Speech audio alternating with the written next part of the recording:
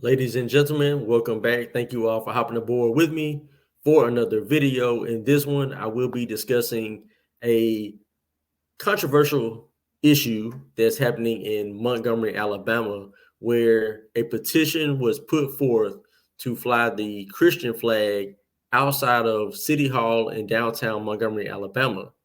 Now, this issue has stretched out for about a month now and still hasn't come to a complete resolution as of yet.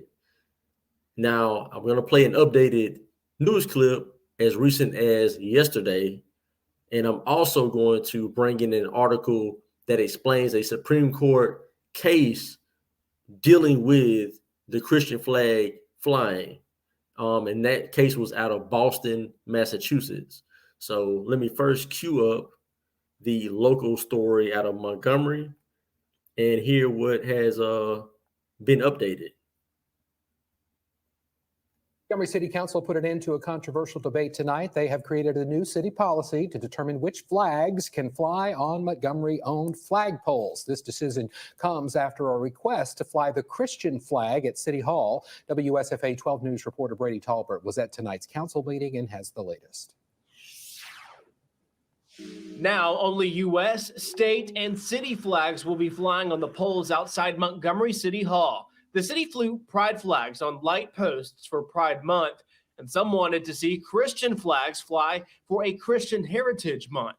The city had already set a precedent for the past 4 years that they do allow the flags to express an opinion. President William Green asked the council to honor a citywide American Christian Heritage Month, but some were critical. Y'all, as a government body, cannot say we prefer this religion over all others. But Green argued other groups could do the same. I'm for anyone else that wants to come up here and ask that their flag be flown also. I don't think we should be flying any flags. I truly believe that. The issue was twofold. Who can fly a flag on city property? And should the city acknowledge a month just for Christians? As for the flag debate, if you leave it opening, you're gonna have a mess. The city council passed an ordinance regulating all flags except government flags. However, this only applies to city flag poles. It didn't include telephone poles and other properties in city. We need a ordinance that says you cannot put those things on city properties, period. As for the future of American Christian Heritage Month here in Montgomery, the council has yet to make a decision. After a long, drawn-out meeting, they decided they needed more time to think. Brady Talbert, W. All right, and so that's the updated story right there out of Montgomery. Yeah, so hasn't really come to a resolution quite yet. You know, it's crazy because this other group that was mentioned in this news article, they were able to fly their flags, multiple flags for several years now in a row. Nobody pushed back on them. You know, the city didn't push back on them. They were able to do it. You know, here we come, wanting to have our flag flown as well, get equal treatment, right? Just be, you know, if you're going to be inclusive and diverse, then also recognize us as well, right? We're part of the inclusion, I thought, but you know, apparently not, right? If you're Christian, you don't count. But yeah, so that's that situation. Now I want to bring in this article that explains the Supreme Court case that deals specifically with the Christian flag flying issue, right, as it pertains to a city building. All right, so bring this in. Here we go. And I think this kind of brings it on home, you know, it really does. This is from the NPR.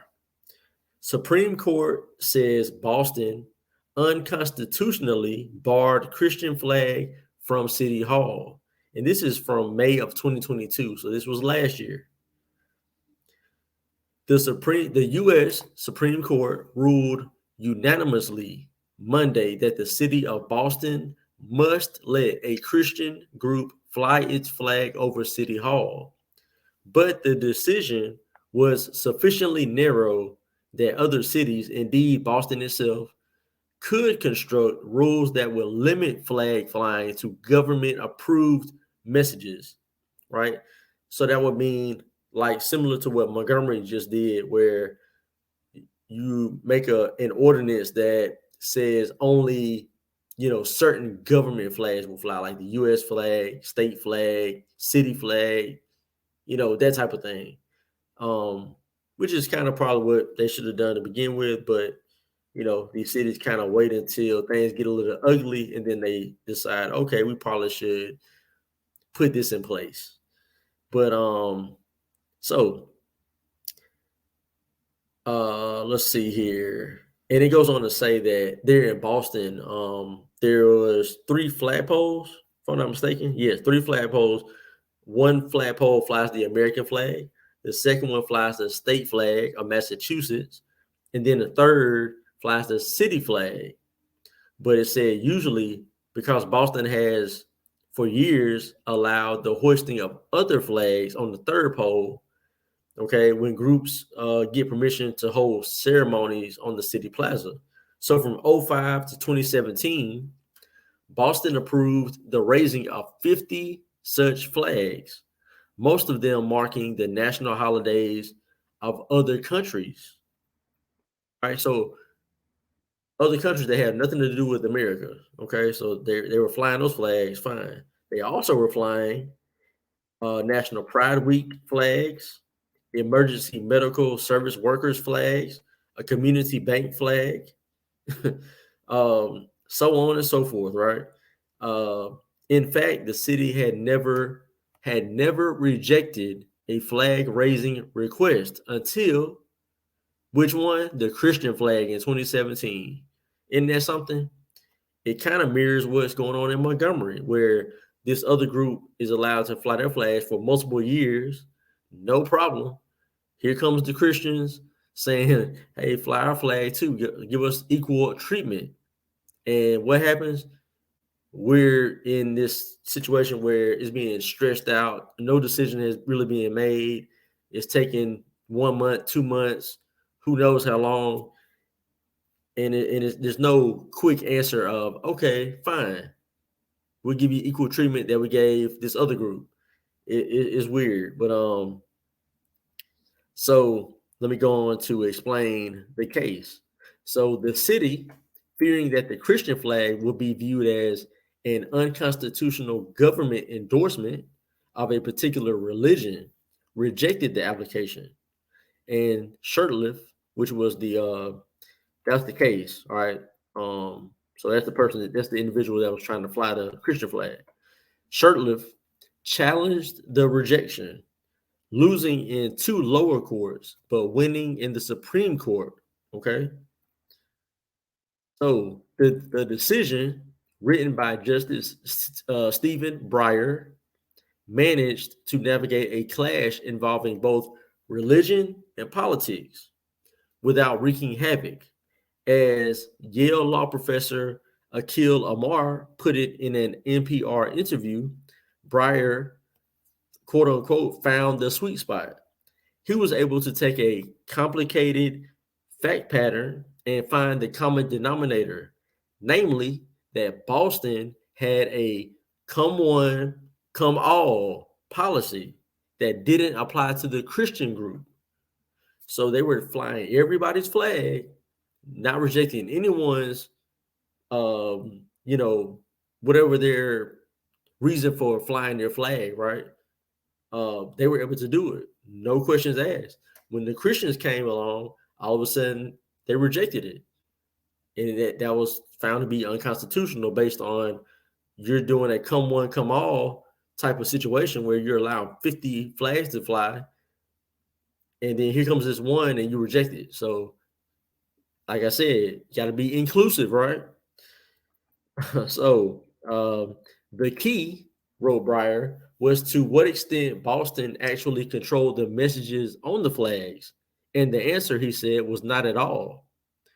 The city's lack of meaningful involvement, he said, led the court to conclude that these flag raisings were not government speech, where the government can control its message, but private speech, in fact, religious speech that cannot be regulated by the government. So if you have a private group like the group that I'm a part of, trying to get the city to fly the Christian flag in Montgomery, Alabama, we're a private group separate from the government. So it won't be the government flying the flag.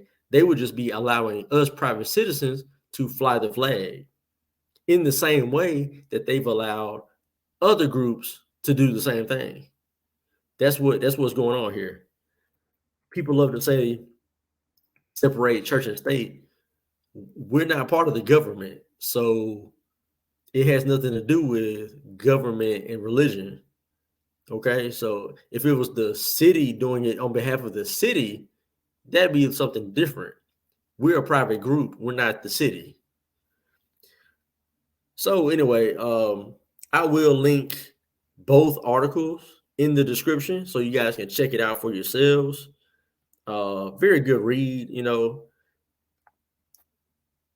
I would say precedent is on our side in this situation. If y'all will leave me a like, comment down below. Let me know, do y'all agree with the Supreme Court on this, or are you against the Supreme Court on this? Do you think that it should be an equal treatment to everybody, whoever wants to come and fly a flag, when there's been other groups are already allowed to consistently do it? Why reject the next group? Let me know down below what y'all think about this. If you will, share this video with a friend. And of course, hit that subscribe. Thank y'all so much for hopping aboard with me for this video. This was the Captain's Quarter Show. I was your host, L. Milliner, the Captain. Until next time, I am gone.